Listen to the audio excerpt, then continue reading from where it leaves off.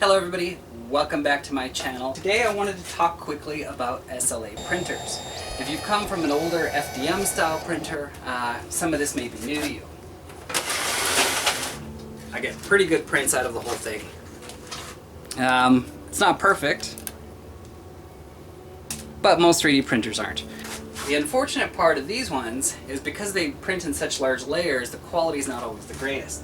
These little guys, what I found is the quality is phenomenal, especially for little printed miniatures. So today, if you've been working with FDM printers and this is your first time getting into the Monoprice MP Mini SLA, this is the version 2.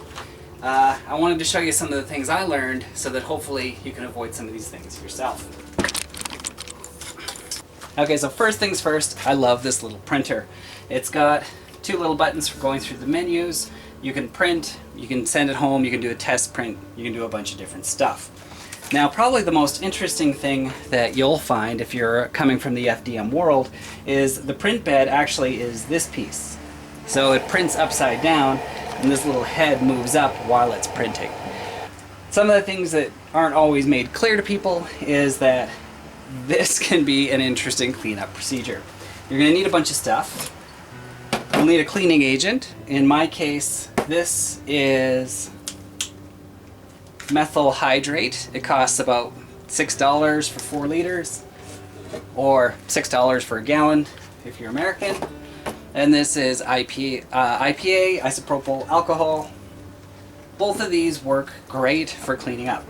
The methyl hydrate's much easier to get right now, but it will make your clear prints a little bit cloudy.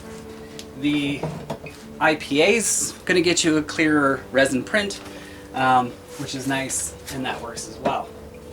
And that's what you use with a resin like this. This is the Monoprice resin that you can actually buy. This is their clear. I find that their clear goes a little bit yellow, especially if it sits out a little bit. So just be aware of that. But what I did most recently is I started buying Polyjuice. Polyjuice, and this one's neon green, is a little bit different in that instead of using chemicals for cleanup, it uses water. I found that this stuff's a little bit runnier, but that's not a bad thing. A big part of the problem and a big part of the mess comes from how thick that resin is. When the plate comes up, the resin's so thick that it goos like a honey off of things, and so it kind of slowly oozes everywhere. Because the other stuff is cleaned up with water, and because it's a little bit runnier, when this plate comes up, it comes out almost perfectly clean because it wears off.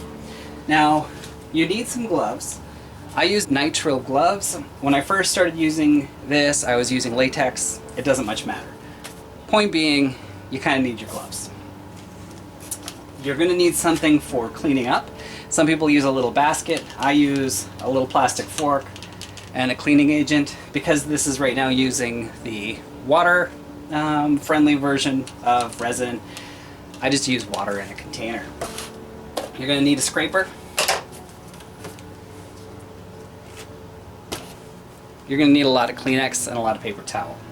So the way this works is you set up your print. This will go down and it'll do micro increments. Some of the things you probably want to learn. This little vat has a little tiny piece of plastic inside there that you do sometimes need to replace. That's the FEP. This stuff is very easy to rack. It's a slippery piece of plastic, and that's to make sure that the build plate, when it pulls up, the print doesn't stick to the bottom of the vat. So you need to know that you can replace this vat by taking these out, and there's a little notch here. You can pour this liquid then into a container, and then in that container, I use a strainer. So what I do is I take this and I pour this into here, which will filter out all of the chunkies. You get this down underneath, and then you can pour it back in. That lets you clear it out. In that process, you need to check that FEP sheet very, very closely. Anything that's baked and built on there, when this lowers down, gets stuck on the little chunk of plastic and it won't be level. What'll happen then is the screen will try to burn an image, and because this piece of plastic's been in there a long time, it'll burn the image much shorter, and what happens is it won't stick to the top.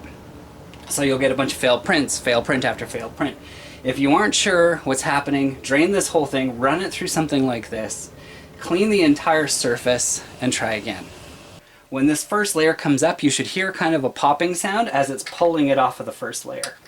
If you don't hear that sound, there's a good chance that first layer didn't stick, or your first layer is pretty thin or pretty sparse. So something else you might want to know about these printers is they're a little different because each layer prints as a concrete layer.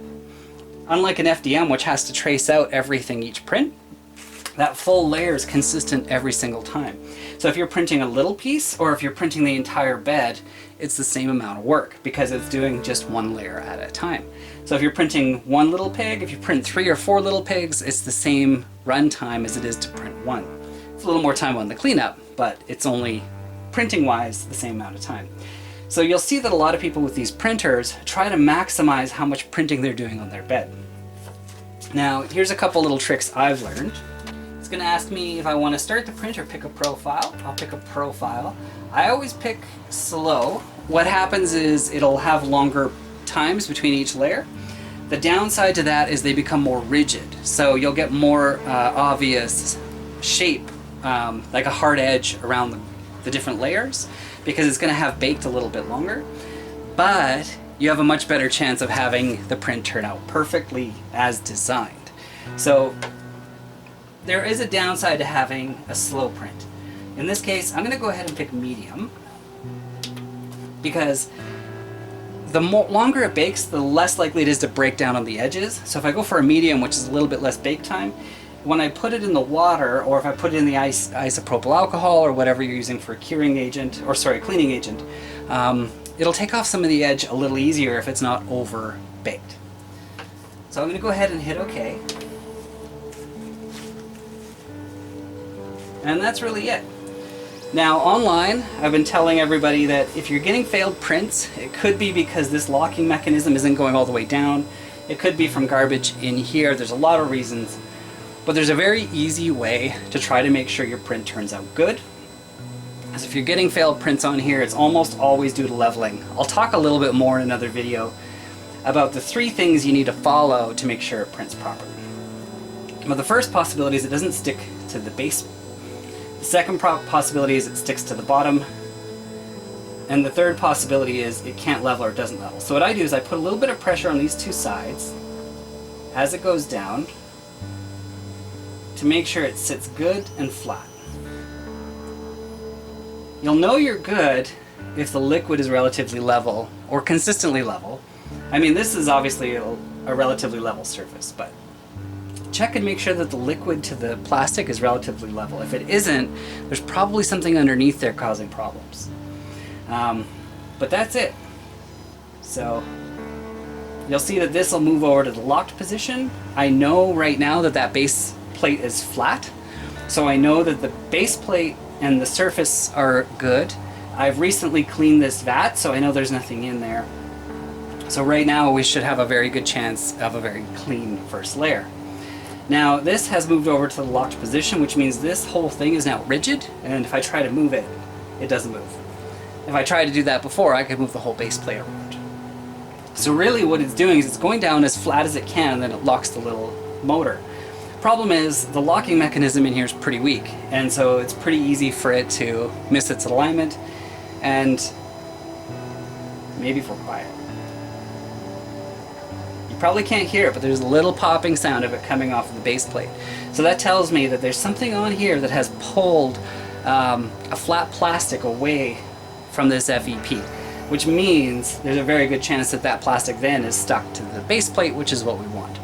So when it lifts up, listen for that little crackly sound. You'll probably only hear it the first couple layers, and that's it. Anyways, that's really the information you need to know to get your first print going and to have consistent print results. If your FEP is good, if your resin's clear, and if you're making sure it's mounted when it goes down, you're going to get great prints every time unless there's something fundamentally wrong. Now, the MP version 2 has a better coupler back here, so that coupler issue should be gone. It doesn't have a metal base plate, it's got a textured base plate, so that problem should be gone. Yeah, and that's really everything you need to know. So I hope you find this video informative. It's a bunch of different things you're going to need to know to work with one of these printers. And that's really it. I'm going to let the print run. When it's done, I'll peel the print off of the plate. I run it through a cleaning agent for about 30 seconds at most. Then I rinse it and I put it in a container of water, which is what this is, and I sit it in the sun for an entire day. If you put it inside the water, it's less likely to yellow or change the color as much. Problem I have is that this particular resin is water-based, so I can't put it in water. If I do, it'll dissolve by the time I come back. But this particular resin dries without UV. So that's it. That's everything. Thank you for coming and attending. I hope to see y'all next time, and we'll show you some new printers as we get them. Have a wonderful day. If you like this video, please comment, like, or subscribe, and I'll see you on the next video.